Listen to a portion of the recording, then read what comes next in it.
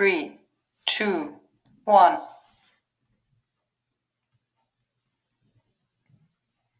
Hi, my name is Turner Leslie, and the topic that I chose is organizational culture. The definition of organizational culture is a system of shared assumptions, values, and beliefs which governs how people behave in organizations. These shared values have a strong influence on the people in the organization and dictate how they dress, act, and perform in their jobs. I chose this topic because I feel like I've learned so much from it in this class with the podcast and the different readings. I also feel like I know a lot about it with past job experiences that I've had. The first job that I ever had was Primo's Pizza. I loved this place. We had a lot of great times making pizza and having fun with the customers that would come in. It was just a great place. Here at Primo's, we wore jeans and the company shirt. We made sure that our values were well known, so the customers knew it, and so that us as the employees knew it as well. The next job I had was being a football coach at a high school, and I loved it. I love football, so it helped me to be positive. The culture was great at this high school, and I felt like the more positive our values were, the better our coaches were and the players as well. The next job I had was memorial monuments. Here we made headstones, and we just tried to do our best for the customers. The more positive our values were and the norms were, the better we worked hard as employees, and the leaders helped us to do our job as well.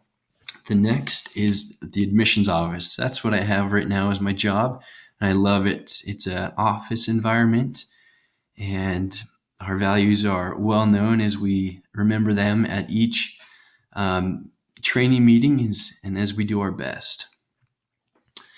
Next, characteristics of culture. Commonly held beliefs, attitudes, and values will help the culture. A system of informal rules that spells out how people are to behave most of the time. I think most of the time is a great part to highlight there, because culture is most of the time held, and it can be different.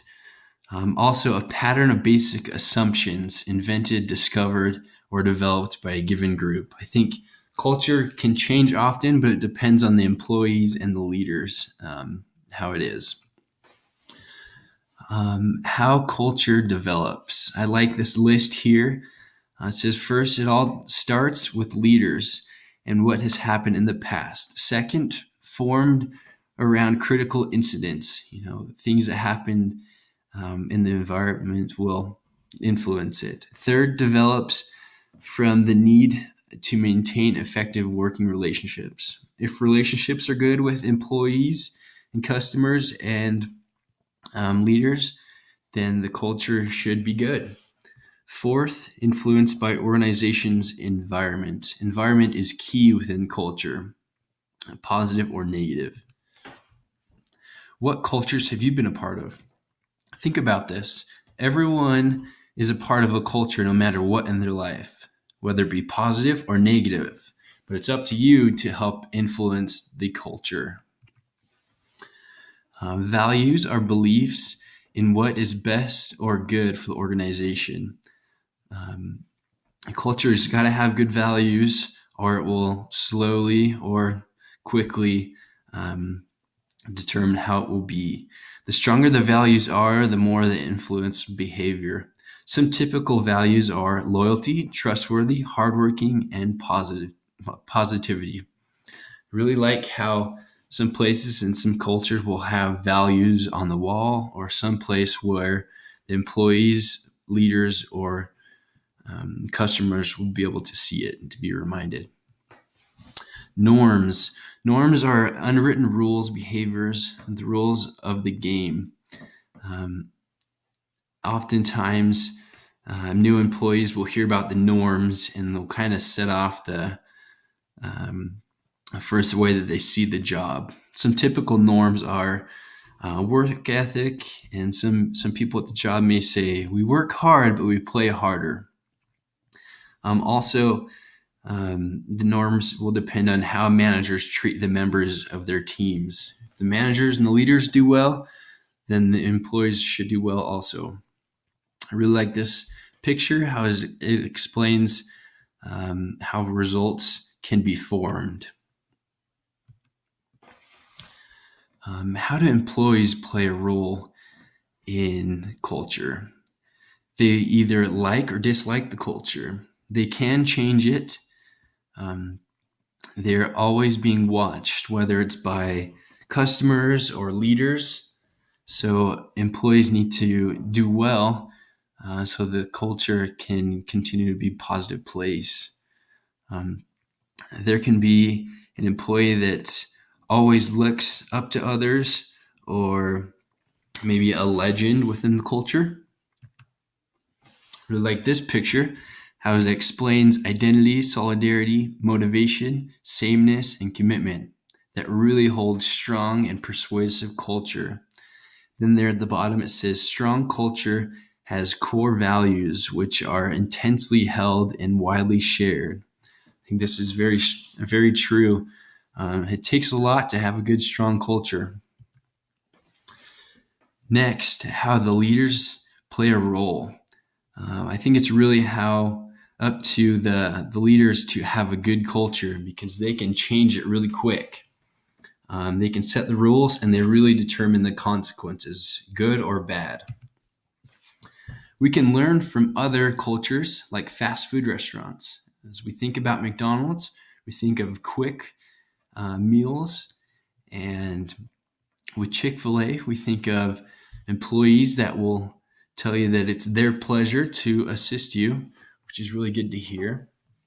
And I think with offices and other cultures, we can find that the employees may love their boss or their leader, or they may not. I think it's interesting to watch the Office TV show, because we can really see how people in that office really show their personalities, and some work hard and some don't, but it's all about the culture and how the leader is reacting. Religions have a definite culture. The Mormon religion has great values and different key norms, kind of like with the different names there, such as Relief Society, priesthood quorums. The Catholic religion has different values and norms as well, and great values, just like every religion has. And sports have definite key values and different culture as well. Say football has a culture of hitting hard, or different names like receivers or quarterbacks.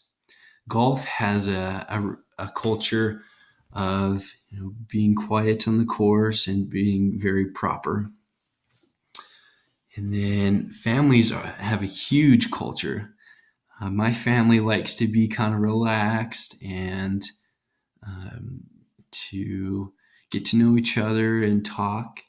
My wife's family, they are very busy and they're relaxed once in a while. And I think also with schools have a different culture and norms in their organization. BYU Idaho is in Rexburg, a very small place, and BYU Provo is in a bigger place, but they kind of shared the same kind of norms and values, which I think is very interesting. In conclusion, we have cultures that are going to be in big organizations, and will always have cultures. It is important to have good characteristics, values, norms, employees, and leaders, and we can always learn from other cultures. I really love this assignment. I was able to find great sources on the school website with the library, and I was able to learn a lot about organizations and their cultures. And I know it is very important to have great culture, to have good norms that will lead and last a long time. Thank you very much for